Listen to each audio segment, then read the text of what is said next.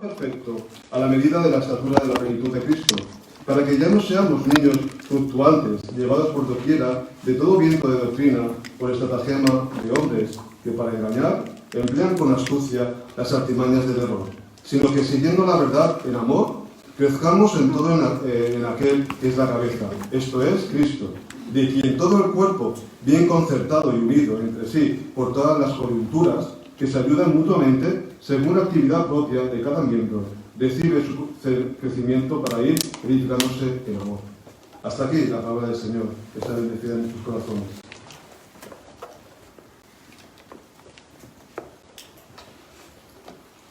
Como decía al principio, la epístola de los Efesios tiene como dos partes muy marcadas, ¿no? Los tres primeros capítulos pues, nos habla de las doctrinas, lo que ha hecho Dios y Jesús por nosotros, ¿no? Pablo ha desarrollado el propósito eterno de Dios en la historia por medio de Jesucristo. Esto lo vemos del capítulo del 1 al 3, el cual murió por los pecadores y resucitó para crear al hombre nuevo y una nueva sociedad, que es la Iglesia. Esta es la nueva sociedad que Dios ha creado por medio de Jesucristo. Y a partir del capítulo 4, como digo, el apóstol pasa a tratar los nuevos valores que se esperan de ella. Es decir, abandona la exposición para entrar en la exhortación. A partir de aquí ya nos está exhortando. Pasa de la doctrina a la práctica. Las palabras clave son, el versículo 1, yo pues, preso en el Señor, os ruego que andéis como es digno de la vocación con que fuisteis llamados. Entonces nos podemos preguntar, pero ¿cómo es andar conforme a la vocación que fuimos llamados, ¿no? ¿Cómo es eso? ¿Cómo se hace? ¿Cómo es andar conforme a la vocación que fuimos llamados? El apóstol Pablo no puede andar, está encarcelado en Roma. Y escribe esta carta, esta epístola, desde allí, desde Roma, ¿no? hacia la iglesia de Éfeso, para que sea leída en Éfeso, pero seguramente a otras iglesias, porque era una epístola circular, que se dice. No solamente se leía en la iglesia de Éfeso, sino que luego iba pasando de iglesia a iglesia para que sea leída, ¿no? Y vemos aquí que él ruega, exhorta. Es una petición enérgica e importante. Es algo aquí importante. Ella nos está exhortando el apóstol Pablo. Os ruego. Ya, cuando uno ruega es porque ya es más que decir una cosa, ¿no? Es algo importante que tenemos que fijarnos, ¿no? Ruega, exhorta, es una petición enérgica e importante. Es algo a tener en cuenta para el buen funcionamiento de la Iglesia y para la unión de la misma. Primeramente deberíamos detenernos en el significado de vocación, que no es más que otro que elección o llamamiento. Es una elección, un llamamiento, una elección divina, ¿no? Todos en la Biblia somos llamados, todos, por Dios, para hacer algo, ¿no? Y todos, tú y yo, hemos sido llamados por Dios para una misión importante. Tenemos un objetivo, tenemos un propósito. ¿Os habéis preguntado una vez qué propósito tengo yo en la vida? ¿Qué objetivo tengo yo en la vida? Es importante saber el propósito y el objetivo que uno tiene en la vida, ¿no? La vocación es un llamamiento, como digo, que Dios hace oír al hombre que ha escogido y al que destina a una obra particular en su designio de salvación y en el destino de su pueblo. El origen de la vocación hay, por tanto, una elección divina en su término, una voluntad divina que realizar, una misión, como digo. ¿Entendéis? Para guardar la vocación y mantener la unidad de la Iglesia tenemos que tener unas características concretas que vamos a ver, que son las siguientes, ¿no? Primeramente, yo he titulado esta predicación Trabajar o guardar para la unidad de la Iglesia. Ya sabemos que la unidad de la Iglesia no es algo, un esfuerzo nuestro. Es un esfuerzo y que nos lo ha dado Dios y por medio de Jesucristo. La unidad de la Iglesia no es por nosotros, es por Cristo. Pero nosotros tenemos que ir trabajando, porque como veremos somos el cuerpo de Cristo. Y un cuerpo, si no se mueve, si no trabaja, está muerto. Con lo cual, aunque Cristo y Dios ha hecho la unidad de la Iglesia, nosotros como cuerpo tenemos que trabajar.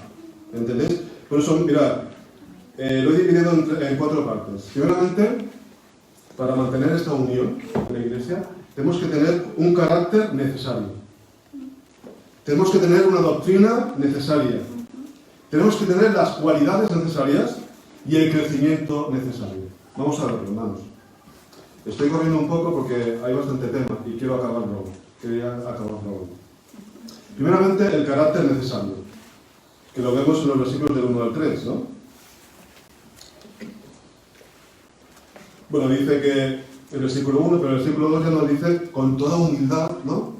¿Lo ves ahí? Con mansedumbre, con paciencia, con amor, ¿no? Y este es el carácter que tenemos que tener.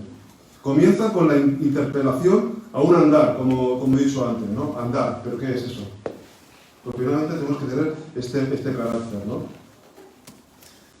La humildad. Que no significa hacerse más pequeño de lo que es. No es eso, no es... Sino reconocer cuán pequeño se es. La humildad, algo despreciable en el mundo griego, pues nunca utilizaban esta palabra con aprobación o admiración. La consideraban servil, propia del esclavo, ¿no? Hasta que vino Cristo, el mundo no conocía la humildad verdadera, porque Él se humilló a sí mismo. La humildad es esencial para la unidad. La humildad es esencial para la unidad. Detrás de cada discordia anida, ¿qué? El orgullo. Mientras el secreto de la concordia es la humildad. Y es que actualmente también la humildad, quien es humilde, pues es considerado un poco, es tontito, ¿no? Es muy humilde. Pero no es eso, hermanos. Es considerar lo que uno es y lo que son también los demás. Mirad, en Romanos, capítulo 12, versículo 3. Romanos 12, versículo 3, dice así. El apóstol Pablo también, ¿no? Digo, pues, por la gracia que me es dada, a cada cual que está entre vosotros, que no tenga más alto concepto de sí que el que tiene que tener, sino que piense de sí con cordura, conforme a la medida de fe que Dios repartió a cada uno. A veces pensamos que somos lo mejor. Y lo demás, pues es lo peor. Yo soy lo mejor y lo demás no. Pero no, hay que tener humildad y reconocer virtudes y el carácter bueno que puede tener otra persona, ¿no? No solamente yo soy perfecto, puede ser otro perfecto también. Que nadie es perfecto, ¿me entendéis? Luego habla de la mansedumbre, considerada también por Aristóteles como la cualidad de la moderación, un término que se usaba para los animales domésticos, de modo que no es sinónimo de debilidad. Por el contrario, es la gentileza del fuerte, cuya fuerza está bajo control. Es la fuerza bajo control, la mansedumbre. Es la cualidad de una personalidad fuerte que es a la vez dueño de sí mismo y siervo de los demás. Se define como la ausencia de la disposición de hacer valer derechos personales, ya sea ante la presencia de Dios o la de los hombres. Humildad y mansedumbre forman una pareja natural en pleno equilibrio como se encuentra en Cristo. Cristo era manso y humilde, ¿no? Se nos dice la palabra del Señor, manso y humilde. ¿Y quién también era manso? ¿Quién esto no se invente? Moisés, bueno, sí, eso ya hemos dicho Cristo, pero Moisés también fue manso, le costó 40 años que el Señor lo estuviera puliendo, pero era manso, ¿por qué? Porque el Señor le decía, ves para allá, y él iba para allá. Haz otra cosa, y él lo hacía. Eso es ser manso, ser obediente a Dios. Luego, el apóstol Pablo nos dice otro carácter, que es la paciencia. La paciencia. Es la actitud de quien es capaz de hacer frente a toda adversidad sin refugiarse en la resignación. La paciencia es soportar por mucho tiempo a la gente provocativa. ¿Quién no conoce gente provocativa, no? Dos no se pelean si uno no quiere, ¿no? Pero si uno quiere, pues, oye, te chincha bastante, ¿no? Entonces, eso es, ¿no? Ser paciente. Pensar, hermanos, que estamos hablando de la Iglesia. Estamos hablando de la Iglesia. Tal como Dios lo ha mostrado en Cristo hacia nosotros, ¿no? Mientras que soportarse uno al otro nos habla de tolerancia mutua. sin la cual sin ningún grupo de seres humanos puede vivir junto en paz. Si no hay paciencia, no habrá paz, porque habrá roces, ¿no? Y eso lo aprendemos de nuestro Señor Jesús, ¿no? Como Él tuvo paciencia con nosotros. Hasta en la cruz, ¿no? No les perdónale sus pecados, porque no saben lo que hacen. Qué paciencia tenía el Señor con nosotros. Y por último, el último carácter es el amor. El amor es la fuerza motriz de todo, ¿no? Dinamiza las demás virtudes, porque lo que persigue por su propia naturaleza es el bienestar de los otros, y con ello el bien de la comunidad. 1 Corintios 13, si no hay amor, si yo hago muchas cosas pero no tengo amor, no sirve para nada. Por eso siempre digo lo mismo, no es lo que hacemos, sino cómo lo hacemos. Si lo hacemos con amor, eso quedará eternamente y para siempre. Pero si lo que hacemos lo hacemos sin amor y por obligación, sí, puede ser que sea útil, pero no quedará como una joya eternamente y para siempre. El amor es la cualidad final que incluye a las otras y es la corona y suma de todas las virtudes.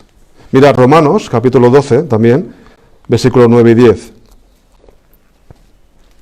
Romanos 12, del 9 al 10, dice, el amor sea sin fingimiento. Eso quiere decir que el amor se puede fingir.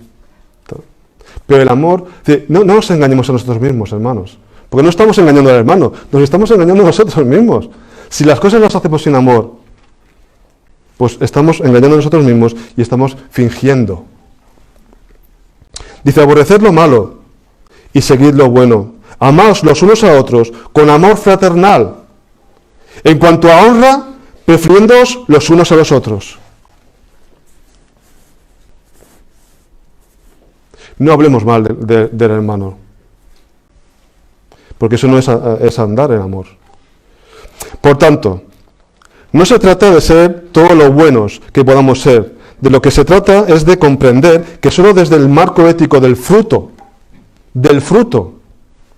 ¿de quién? Del Espíritu Santo. Todo este carácter es porque el Espíritu Santo está en nosotros. Es decir, que no es por nosotros mismos, no es por ser muy buenos, sino porque mora el Espíritu Santo en nosotros. ¿Entendéis? Por eso es el fruto del Espíritu que mora en nosotros, que se ve reflejado en la congregación, para construir la iglesia que Jesús quería. Esa es la iglesia que Jesús quería. Allí donde estén ausentes estas cualidades, no podrá mantenerse ninguna unidad externa, pero cuando se colocan en la base, esta es la base, la unidad será visible. Cuando este carácter está en todos, hermanos, esto va a ser, pues, una calma y un gozo, y reinará el amor, ¿no? Segundo punto, vamos a correr un poco, va. La doctrina necesaria. La doctrina necesaria nos habla de la doctrina, ¿no? De cosas que tenemos que creer.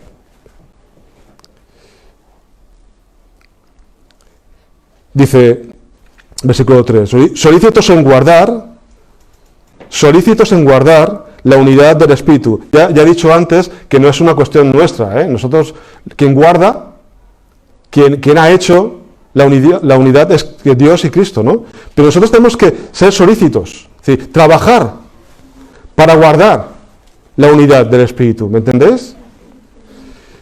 Dice el versículo 4, un cuerpo, un espíritu, como fuisteis también llamados en una misma esperanza de vuestra vocación, un Señor, una fe, un bautismo, un Dios y Padre de todos, el cual es sobre todos, por todos y en todos. Aquí entonces, ¿qué estamos viendo? Estamos viendo cosas que tenemos que creer, doctrina que es básica para la unidad. No todo vale. El cuerpo de Cristo está delimitado. Es un cuerpo esbelto, no es un cuerpo anchote, ¿eh? Y está delimitado. ¿Por qué? Por lo que las creencias, ¿no? Un solo Señor, hemos dicho, un cuerpo. Vamos a investigar un poco más, va. Si hasta aquí se nos ha dicho lo que hay que hacer para guardar la unidad, en versículo 3, ahora se habla de los distintivos de la unidad dispuesta por la iniciativa divina. Y estos son un cuerpo. Dice que somos un solo cuerpo, un nuevo hombre. Por eso es una unidad. Es un nuevo hombre, una nueva humanidad, ¿no? Versículos, mirad, capítulo 2, versículo 15. De Efesios.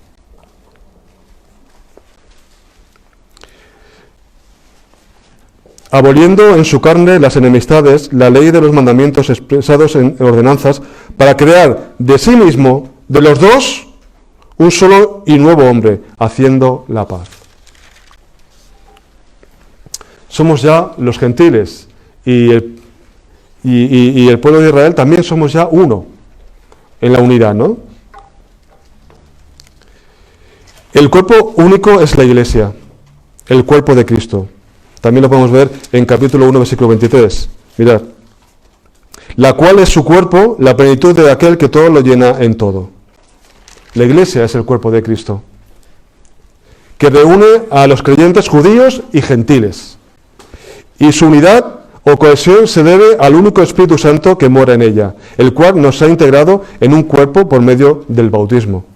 Eso vemos en 1 Corintios 12, 13, que no iremos. Bueno, sí, vamos a leerlo, mirad.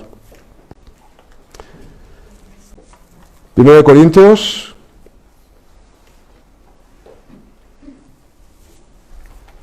No, vamos a Efesios mejor, vamos a Efesios.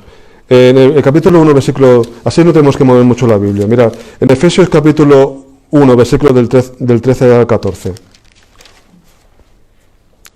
En él también vosotros, habiendo oído la palabra de verdad, el evangelio de vuestra salvación, y habiendo creído en él, fuisteis sellados, ¿con qué? Con el Espíritu Santo de la promesa, que es las arras de nuestra herencia hasta la redención de la posesión adquirida para la alabanza de su gloria. Por eso es un espíritu, un solo espíritu, el espíritu que mora en el cuerpo de Cristo, que es la Iglesia, ¿no? También vemos que hay una esperanza, una fe y un bautismo, porque hay un Señor. Esto lo vemos en el versículo 5.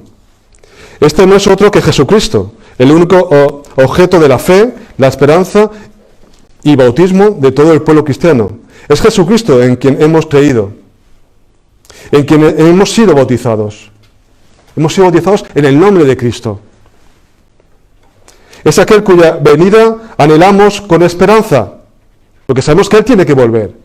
Él vino, murió, resucitó y fue a la presencia del Padre. Está intercediendo por nosotros, pero Él tiene que volver. Y esa es nuestra esperanza, que cuando Él venga, nosotros iremos con Él, resucitados en gloria, ¿no? Estas tres características son las que nos sirven para distinguir entre los que forman parte de la Iglesia y los que solo pertenecen a una sociedad religiosa.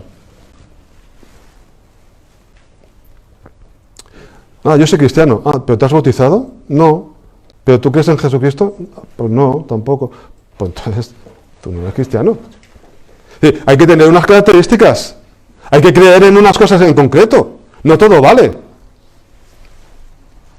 No todo vale. Dice un Señor, hemos leído un Señor, conforme al propósito eterno que hizo en Jesús, Señor nuestro, ¿no? Capítulo 3, versículo 11. Conforme al propósito eterno que hizo en Cristo Jesús, nuestro Señor. Es nuestro Señor, a quien tenemos que adorar, a quien tenemos que tributarle honor, ¿no? Una fe. Por gracia sois salvos por medio de la fe. Capítulo 2, versículo 8. Un bautismo. Por un solo espíritu fuimos bautizados todos en un cuerpo. Y ahora dice un Dios y Padre de todos. Ya le podemos llamar papaíto. Es nuestro Padre celestial. Porque hemos sido adoptados como hijos. Capítulo 1 de Efesios.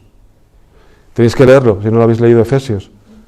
Pero ahí somos adoptados como hijos. Y entonces, ¿eso qué significa? Que le podemos llamar papá. Esa comunión íntima con el Padre. Por medio de Él, nosotros tenemos entrada por un mismo espíritu al Padre. Hay una familia cristiana que nos reúne a todos porque hay un Dios y Padre. Versículo 6. Dice, el todos, ¿no? Este todos, sobre quién es, por quiénes y en quiénes Dios es Padre, son su familia, sus hijos redimidos. Si tomamos las tres afirmaciones al revés, empezando por el Padre, vemos que como único Padre crea una familia. Es el Padre que crea la familia. El único Señor, Jesucristo, que crea la única fe. Porque hasta nuestra fe que tenemos viene porque nos la ha dado Cristo. Una fe, una esperanza y un bautismo vienen por Jesucristo. Y el único Espíritu crea un único cuerpo, la Iglesia. ¿Veis aquí las tres? La Trinidad. El Padre crea la familia. El Hijo pone la fe, la esperanza y el bautismo. Y el Espíritu Santo pone la unidad del cuerpo, la Iglesia. El mensaje central de esta carta tiene que ver con la iniciativa eterna de Dios, anticipándose a toda intervención humana. Es Dios siempre el que se acerca a nosotros. Es Dios siempre el que se acerca a nosotros. No somos nosotros, por ser más inteligentes, que hemos descubierto aquí. No. Cuando Adán y Eva pecaron, ¿quién fue a ellos? Adán, ¿dónde estás? ¿No? Es siempre Dios el que va a nosotros. Es siempre Dios el que pone la mano. Es el Dios el que pone siempre la solución. Es Dios quien pone las bendiciones. Pero a veces no queremos ni coger las bendiciones. El otro día lo hablábamos. En familia. Dios tiene preparado un montón de bendiciones que no las cogemos, con lo cual no las disfrutamos. Cuando estamos en su presencia dirá el Señor, mira, todo esto era para ti, pero como no tuviste ni la iniciativa, ni la voluntad, ni las ganas, pues oye, ahí se quedaron para otro. Pero es Dios el que pone siempre la solución. Es Dios el que ha hecho la unidad de la Iglesia. Pero nosotros tenemos que trabajar. Tenemos que trabajar también por esa unidad. Y sin embargo, es necesario comprender que no basta con que la Iglesia exista. Y aquí hablamos de la Iglesia local, pero también podemos hablar de la Iglesia universal. La Iglesia universal está formada de miembros de iglesias locales. No todos los que están son, ni todos los que son están también. Porque como dice el Señor, cuando estemos en su presencia dirá, apártate de mí porque no sé quién eres tú. ¿Quién eres tú? ¿Estás dentro del cuerpo de Cristo? ¿O eres una célula que prolifera sin control? Sino que es preciso además construir continuamente para la unidad de la Iglesia. Todos, no solamente el pastor, los pastores no, ni el consejo, todos sois parte del cuerpo de Cristo. Y todos tenemos que trabajar por la unidad. Todos somos importantes, porque nuestro propósito está dentro del cuerpo de Cristo. No está fuera, está dentro del cuerpo de Cristo. Pensemos en ello, hermanos. Tercer punto, las cualidades necesarias.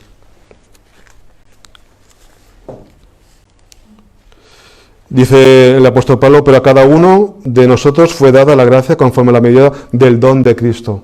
Don, sabéis que es un regalo. Y entonces aquí habla pues que uno eran apóstoles, otros profetas, ¿no? Las palabras que Pablo utiliza aquí están tomadas de los Salmos, y más concretamente del Salmo 68, del versículo 18, en las que rememora las gestas de Dios en el episodio de Éxodo Sinaí. Allí tuvo lugar la liberación de la cautividad y el acta fundacional de Israel como pueblo de Dios, a través de una intervención decisiva de Dios que cautivó la cautividad, reduciéndola a la impotencia. Pues bien, este episodio citado aquí es el fundamento argumental que evoca una nueva decisión de intervención divina, ¿no? Que es la aparición de Cristo en este mundo. Su obra se describe como un movimiento de descenso, porque siendo Dios se humilló y se hizo hombre, de descenso que llevó al sufrimiento y a la cruz, ¿no? Y a la muerte.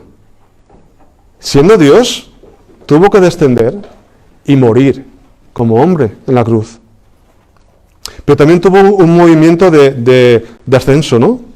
Que describe la resurrección, la ascensión y la glorificación. ¿O no, hermanos? No solamente murió, sino que también resucitó. Y esto lo hemos ido recordando en estas semanas, ¿no? Venciendo así el poder del pecado, del mundo y de Satanás. Por eso Él ha vencido. Él ha estado en las partes más bajas de la tierra, siendo Dios, pero luego también ascendió, sobre todo, para dominarlo todo. El apóstol menciona dos tipos de ministerio: los que pertenecen al fundamento de la Iglesia y los que corresponden a la edificación de la Iglesia. Por eso empieza por el dio dones y uno era apóstoles, ¿no? Mira, lo vamos a leer.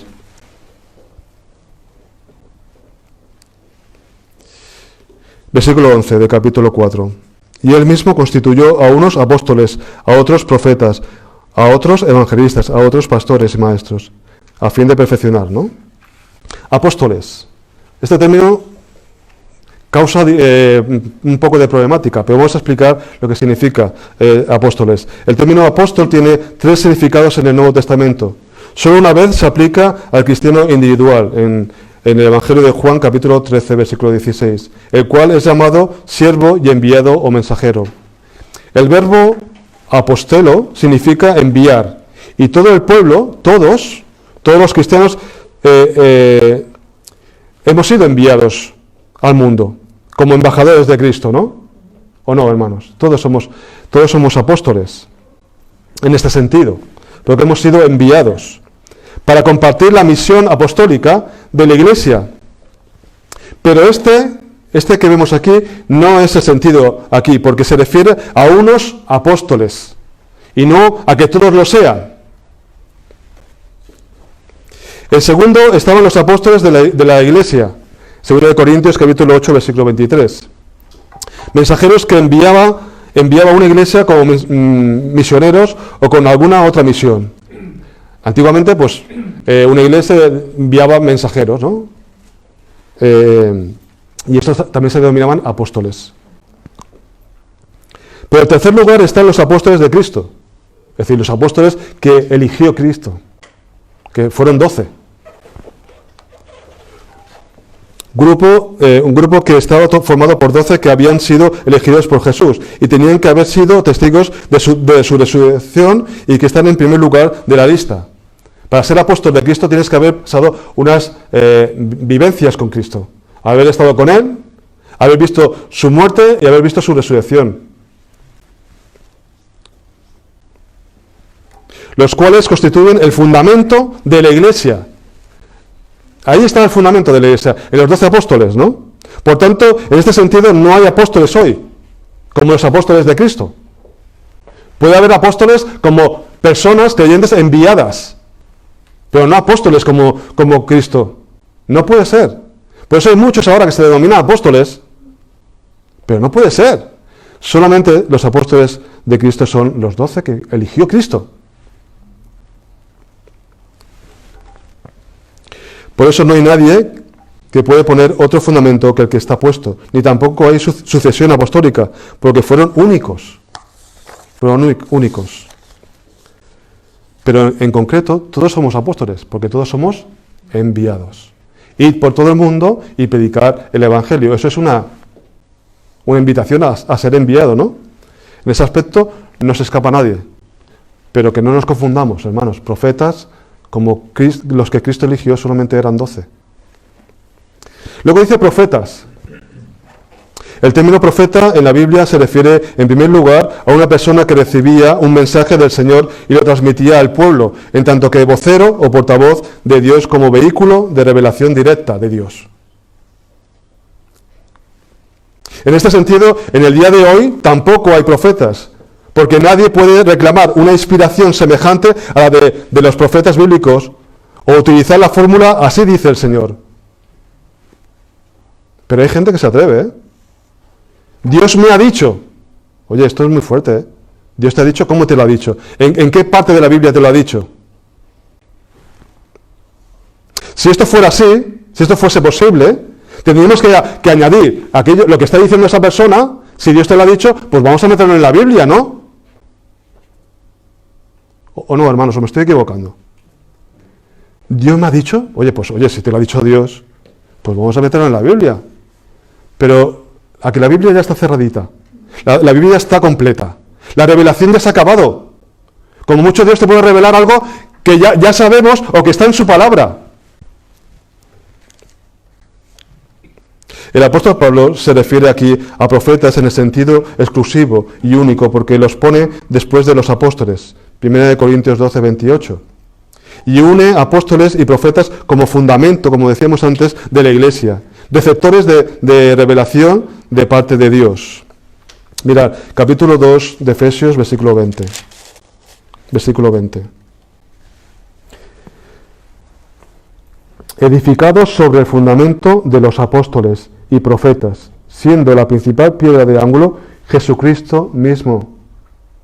Es decir, Cristo está arriba, es la piedra del ángulo. Y luego, profetas y apóstoles. Hay un orden dentro de la iglesia, hay un orden, que no lo he establecido yo, lo ha establecido el mismo Cristo. El mismo Dios ha establecido el orden. Un cuerpo tiene una cabeza, pero si tuviese 20 cabezas, sería un monstruo. Tengo dos manos, tengo dos pies, pero si no sería un monstruo, ¿no? Y cuando ya tenemos la cabeza, ¿para qué vamos a tener dos cabezas? Si tenemos una cabeza.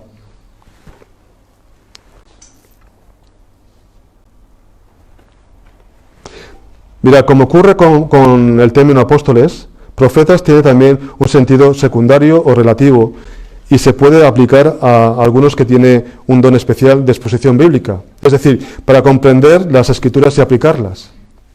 ¿Entendéis? Otros tienen una percepción especial del mundo actual y saben denunciar los pecados de nuestra sociedad con una aplicación de las escrituras, como hacían los profetas del Antiguo Testamento. Pero ya es sacándola de la Biblia, hay profetas que pueden exponer la Biblia de manera que nos revele lo que Dios nos ha dicho ya. Y es toda una virtud eso, hermanos, es un don también. Otros tienen el don de provocar una convicción de pecado en sus oyentes mientras les exponen las Escrituras. En estos tres casos el profeta se asimila al predicador. Es más bien un predicador que expone la palabra de Dios y habla conforme a las Escrituras. Por tanto, hay un sentido derivado que es de predicador. Es decir, profeta, podemos aplicarlo a predicador. Con lo cual, hermanos, ¿quién no es un predicador cuando está trabajando y tiene que hablar de la fe suya a otro? No tiene que aplicar lo que conoce de la Biblia y luego explicarlo al hermano o al amigo. En el fondo, hermanos, no nos escapamos ninguno. Todos somos también profetas en un sentido, porque predicamos la palabra, porque compartimos lo que ya Dios nos ha dado. Dice luego evangelistas. Es un término que aparece solo 3 veces en el Nuevo Testamento, en Hechos, capítulo 21, versículo 8. En 2 de Timoteo también, capítulo 4, versículo 5. Aunque si se muestra el verbo, sí que se muestra más el verbo evangelizar. Una acción que corresponde realizar a todos, ¿no? Evangelizar es una cuestión que tenemos que hacer todos. Pero el ministerio de evangelista es solo para unos. Se trata del cristiano que tiene el don de la predicación evangelística o de ayudar a los no creyentes a dar un paso de fe en Cristo. Antiguamente había más evangelistas, ¿a qué sí? Y se hacía un llamamiento más. Nos falta mejor a la gente, al evangelio. El ministerio de evangelista se corresponde con la obra pionera y se coloca en primer lugar del ministerio de edificación de la iglesia, porque son los que van delante los evangelistas. Luego ya vendrán los pastores y maestros para cuidar a los convertidos y enseñarlos, ¿no? Es muy importante la evangelización, muy importante. Y por último, dice pastores y maestros. Y los pongo juntos porque un pastor, como veremos, tiene que ser también un maestro. Pero no todos los maestros tienen que ser pastores. Lo pongo junto porque están unidos. El cuidado de los pastores sobre la grey se realiza alimentándola con las escrituras, es decir, enseñando, ¿no? La idea aquí es que todos los pastores deben ser maestros, mientras que no todos los maestros deben necesariamente de ser pastores, como acabo de comentar. Se refiere al ministerio pastoral, de cuidado del rebaño y no del oficio pastoral, puesto que el Nuevo Testamento usa preferentemente los términos anciano y obispo para referirse al gobierno de la Iglesia. Evidentemente, los evangelistas, pastores y maestros son ministros de edificación de la Iglesia sobre el fundamento de los apóstoles y profetas, en una perfecta unidad. Lo importante es que estamos todos unidos para trabajar en un mismo sentido. El propósito de estos ministerios es capacitar al pueblo de Dios para el servicio o ministerio. El modelo de iglesia aquí es la de un cuerpo donde cada miembro tiene su función. Y eso es lo que esta mañana, hermanos, tenemos que llevarnos a casa. Que todos tenemos una función dentro del cuerpo de Cristo. Y que fuera del cuerpo de Cristo no hay propósito ni objetivo. Todas las células de nuestro cuerpo son importantes. Y tienen que ir coordinadas en unidad. Porque si no, hermanos, ¿qué es? Una célula descontrolada dentro del cuerpo. ¿Qué es? Cáncer. ¿Y qué provoca el cáncer? La muerte, ¿no? Con lo cual, la unidad es muy importante. Todos tenemos que trabajar por la unidad. Porque todos somos importantes. Todos somos importantes. De manera local, pero también de manera universal. Viendo a la iglesia local, pero también viendo a la iglesia universal. Por eso la iglesia no solamente son estas 4 paredes, sino que fuera, en tu casa, en tu trabajo, ahí también hay iglesia. ¿Por qué? Porque estás tú. Tú eres la sal y la luz del mundo. El último punto, hermanos. El último punto. El crecimiento necesario. Claro, ¿todo esto para qué es? Para crecer. Para crecer. Para que el cuerpo de Cristo crezca. La unidad cristiana demanda madurez y crecimiento. Claro, no nos podemos quedar pequeñitos siempre, ¿no? Como Peter Pan, ¿no? Somos Peter Panes. Tenemos que crecer. Tenemos que querer crecer. Porque a veces nos gusta mucho el vive, ¿no? Con los cereales, está muy bueno, pero claro, tenemos que crecer. No nos podemos quedar ahí en el biberón, ¿no?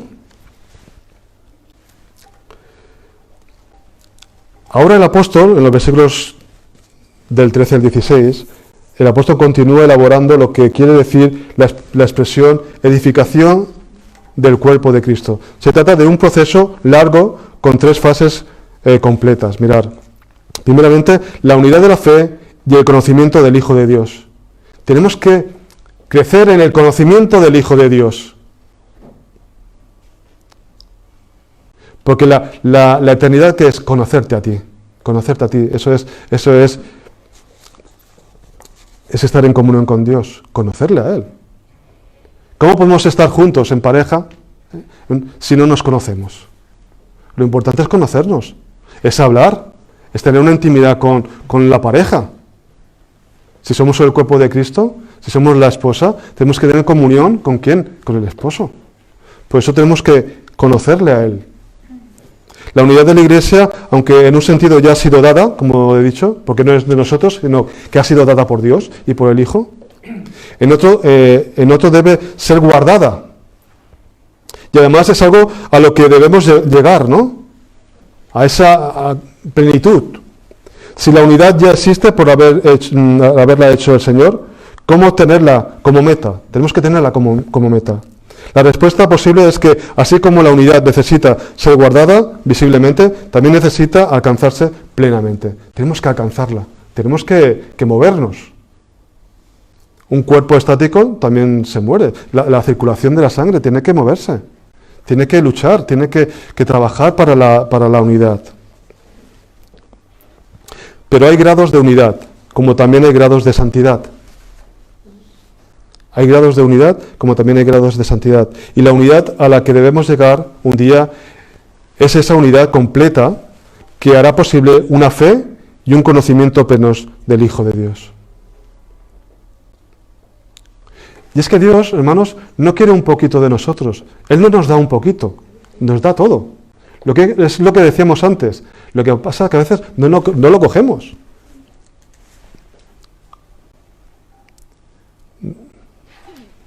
Esto es muy importante de entenderlo. El Señor se nos entrega por completo. Pero somos nosotros los que a veces no queremos alcanzar toda la plenitud, todo el conocimiento de Dios, ¿no? La siguiente fase sería un varón perfecto. A un varón perfecto. Es otro modo de llamar a esta unidad completa, ¿no? Adiestrando a todos los miembros para el servicio.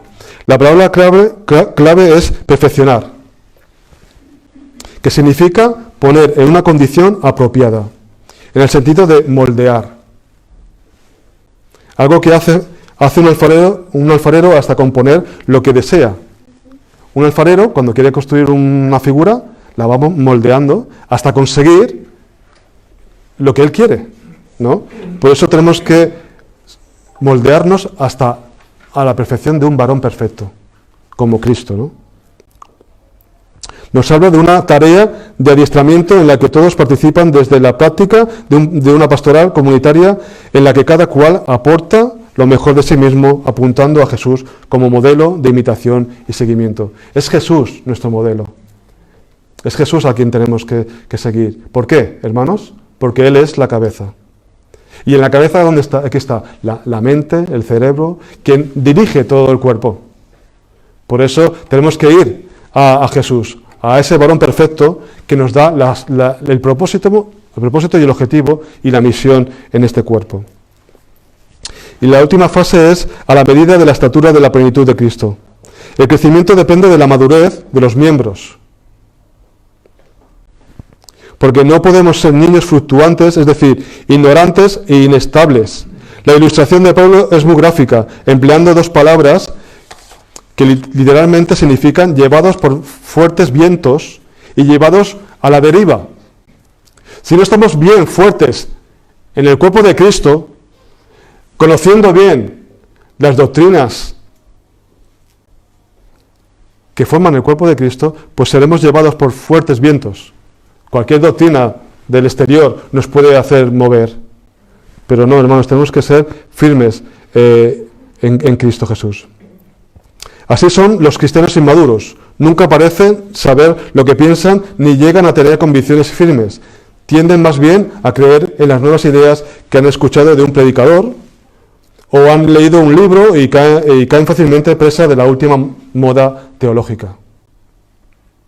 Y es que, hermanos, ahora la apostasía está dentro de la iglesia. ¿Sí? El apóstata es aquel que ha creído en Cristo, pero que luego ya no cree. Con lo cual, el problema a veces no es el exterior, sino es el interior. Son los lobos, son los lobos que se disfrazan de oveja.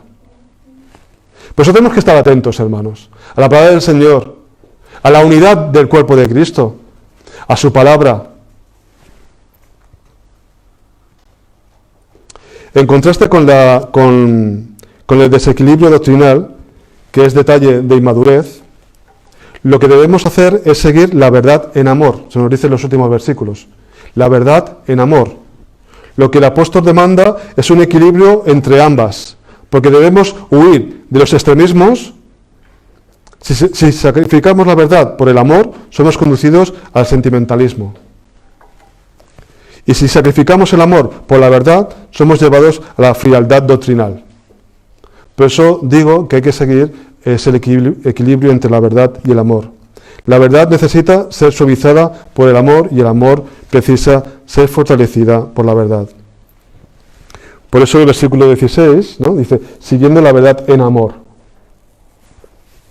Esta es la atmósfera, ¿no?, que tenemos que tener, es la que debemos de vivir la experiencia comunitaria, porque es la única manera de crecer en la dirección correcta, que es a la imagen de Cristo, cabeza de la iglesia. Es la única manera, con verdad y con amor, ¿no? El amor, tan importante. Como conclusión, la unión de la iglesia no es por nosotros, es por Dios y por Cristo, pero nosotros tenemos que trabajar, porque somos parte del cuerpo, un cuerpo que funciona y está vivo, porque nuestra vida está en Cristo. En este magnífico pasaje, la nueva sociedad, que es la Iglesia, debe mostrar amor, unidad, diversidad y crecimiento maduro. Estas son las características de una vida digna de la vocación con que hemos sido llamados. Es decir, mantener una relación fraternal profunda, celo por guardar la unidad cristiana, un ministerio activo de todos los miembros y un crecimiento firme hacia la madurez que se logra por seguir la verdad en amor. Esta es lo que Dios hoy nos quiere decir, hermanos, que somos la Iglesia, el cuerpo de Cristo, que tenemos que estar unidos, trabajando unidos, con todas estas características que hemos visto del apóstol Pablo. Mirad, hay una frase que dice, la unidad hace la fuerza, ¿no? La unidad hace la fuerza. Y hay otro que dice, divide y vencerás. Con lo cual tenemos que estar pendientes, hermanos, de los ataques de Satanás.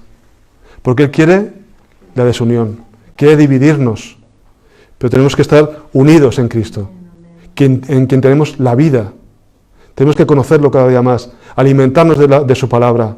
No seamos niños fluctuantes, sino alimentemos de su palabra. Que el Señor nos bendiga en esta gran faena, ¿no? Y en este gran propósito que tenemos. Y recordar, el propósito está en Cristo, en su cuerpo. Que el Señor nos bendiga. Amén.